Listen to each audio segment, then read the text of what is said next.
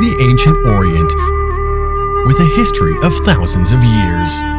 37 years ago, one national policy changed the future of the country and closely linked the nation to the world.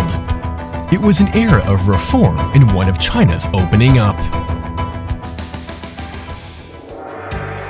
In the late autumn of 1978, in the Xiaogang village in Fengyang County, Anhui Province, 18 farmers signed a contract at their own risk, putting their fingerprints on a land lease.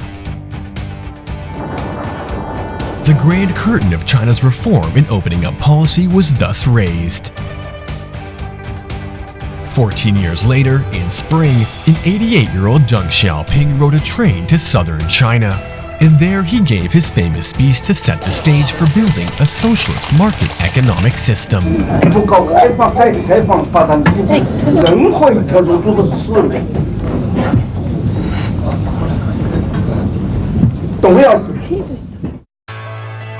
Thereafter, China loosened the pricing of grains and other agricultural produce, the reform of the financial system, foreign exchange management system, and social security system began one after another, and had a profound influence on society and the economy.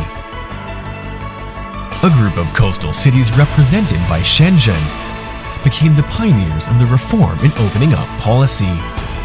Shenzhen, the once small fishing village, became the first special economic district under the policy.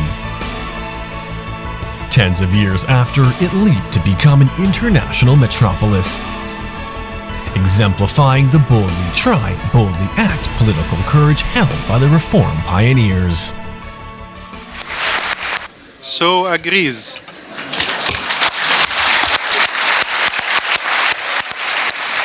In 2001, China was finally ushered into the World Trade Organization. The world opened its doors to the country. How to deal with the relationship between governments and markets, and between monopolies and competition became a test of government wisdom. The Constitution, corporate law, and security law were all revised. The bankruptcy law, the property law, the anti-monopoly law, the labor law, and other important legislations were enacted. The remodeling and reshuffling of the trade and legal system spread across China. Meanwhile, China's remarkable manufacturing capabilities were also in full display and became an irreplaceable part of the global economic system. Companies such as Haier, Midea, Lenovo, and Huawei became the backbone of the Made in China industry. September of 2014, as the biggest IPO in the New York Stock Exchange, Alibaba rang the opening bell. China's emerging industries represented by the internet sector attracted worldwide attention. Jack Ma, Pony Ma, and Liu Chuanzhe, all entrepreneurs, became stars in China, shaping China's economy and people's lives. After 30 years of reform and opening up, today's China has become the world's second largest economy and one of the most important engines of global economic growth.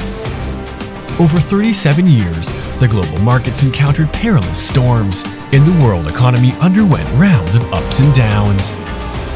But China responded with rapid economic growth, leaving behind exclamation point after exclamation point. Only an open market has vitality, and only an open society holds hope. Today, China is running forward with the pace even more steady and more self-confident.